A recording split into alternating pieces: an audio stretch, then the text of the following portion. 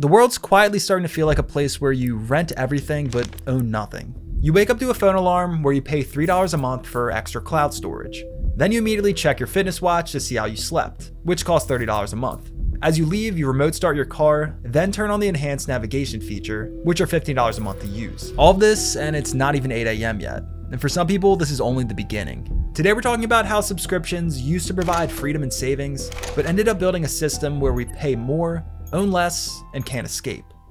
None of these subscriptions feel like a problem on their own, but when stacked together, they can wreck budgets with recurring fees. Americans spend on average roughly $100 per month on streaming and subscriptions, with many paying even more. These cover everything from streaming platforms like Netflix to Amazon Prime, to AI chatbots and meal kit services. Sure, there are some people who avoid paying for anything, but the truth is a vast majority of us have no other choice. And as you'll learn shortly, this didn't happen by accident. This rent everything lifestyle didn't become the norm overnight. There was a clear shift that changed how we pay for, access, and think about everyday products and services. The subscription model for businesses is nothing new. This concept has been around for hundreds of years, from newspapers to milk delivery right to your door. People have historically paid a reasonable fee and received a physical product regularly. But the subscriptions we utilize today are different. From the 2000s through the 2010s, a few standout pioneers would reshape the way we interact with the world. At the time, these all had distinct competitive advantages over existing options, often including saving time and money, which helped boost their popularity.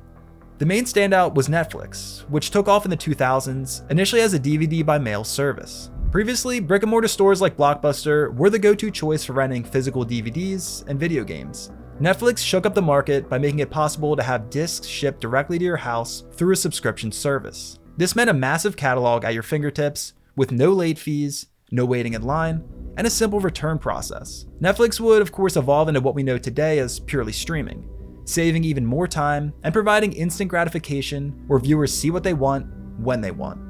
In a similar way, Spotify helped revolutionize the way we listen to music by offering unlimited streaming access. Prior to this, iTunes was arguably the best way to pick and choose songs you wanted to hear instead of having to buy an entire CD. At the time, this seemed unbeatable until Spotify took things even further. Now for a small fee, you had virtually every song you could imagine in your pocket. Physical products also followed this pattern. One notable company was Dollar Shave Club, which launched as a cheaper alternative to overpriced razor blades. By delivering razors to your door, they made an expensive necessity more affordable with an automated subscription. Clearly, the model worked as the company was sold to Unilever for approximately $1 billion just a few years after launch. Another example, HelloFresh, followed with meal kit delivery. This meant no more time wasted shopping or searching for new recipes. One common thread across all of these business models is that you never actually owned anything. With physical products, you typically did temporarily, but these subscriptions were designed to have you consume, then pay for more, locking you in. The convenience masked what was really happening. These subscriptions weren't just saving time and money, but rather training people to live on autopilot, essentially relying on them to exist. As these companies exploded in growth, virtually every industry took notice.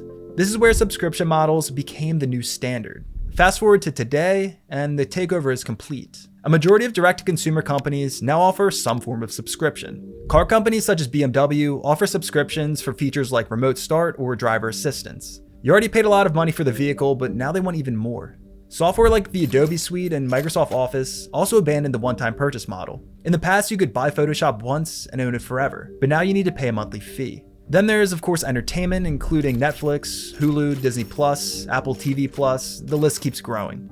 Originally, the idea behind streaming platforms was to save money by cutting the cord from cable and avoid annoying ads. Now it feels like cable once again, as you need to pay for multiple services to see everything you want to. To make things worse, many of these now show you ads despite being a paying customer. Even if you've been savvy enough to avoid all this mess, that's rapidly changing. Companies have started implementing countless ways to make saying no nearly impossible. In streaming's early days, the workaround was easy. One person paid for the service, and then friends and family shared accounts. Maybe your friend had Netflix while your parents paid for HBO. For years, companies didn't seem to care despite being well aware of what was going on. That was until something major shifted. Netflix's years of explosive growth slowed down as streaming competition increased. The company was dumping money into creating original content, so something had to change. Enter the password crackdown. Around 2022, Netflix put a stop to the loophole, forcing users who were freeloading to pay. Accounts became tied to single households, meaning sharing access was no longer free. This rollout was strategically gradual to try and minimize any negative PR and ensure this wouldn't tank the entire business. Countries outside of the US were targeted first to test the waters and see if people would cancel altogether. Eventually, the US was impacted, and the results were shocking. Netflix saw an immediate surge in signups with record days of US user acquisition. Of course, from here, other services have followed suit by doing the exact same thing. So maybe this crackdown hasn't impacted you. Still though, there's a marketing tactic that's being used that's impacting nearly everybody, known as FOMO, or fear of missing out. Want to watch the playoff game with your favorite team? Sorry, you'll need Prime Video. How about watching the new TV show everyone at work is raving about? Yep, you'll need Apple TV Plus. Even if you just want to watch the classic shows like The Office or Friends, they're scattered across different platforms, so multiple signups are needed. As a last resort, people have chosen to board the pirate ship, so to speak. But even that has become riskier with more malware, and now an increased crackdown, making access even harder. It's not just streaming though. Your doorbell camera, your thermostat, your fitness bike, even your printer, everything has become a subscription. Let's say you're willing to sign up, but then decide you want to cancel. Companies often seem to intentionally make this difficult.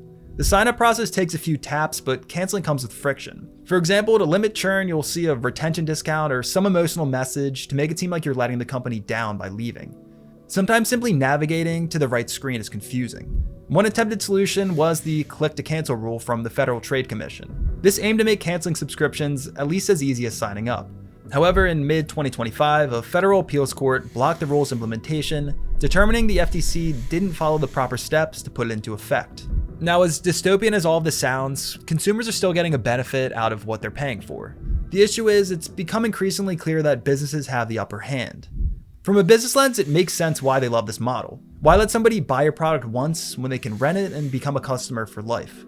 This predictable income leads to more accurate forecasting, which allows the ability for more tactical investments for growth. It's way easier to estimate revenue based on subscriber count versus one-off purchases. From the consumer's perspective, seeing regular updates or new shows released makes it feel like you're getting more value versus a one-time purchase. In reality though, most of these updates feel forced and unnecessary.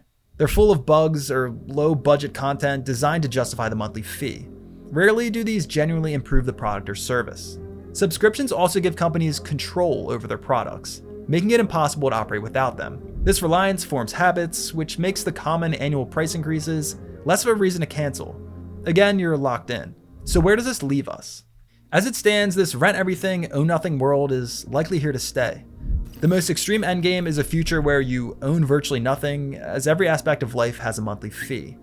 For now though, there are still ways to at least limit your participation. Some people are fighting back by rotating subscriptions, strategically using free trials, or just buying physical alternatives where they can. Don't let the subscription economy dictate your life and your money.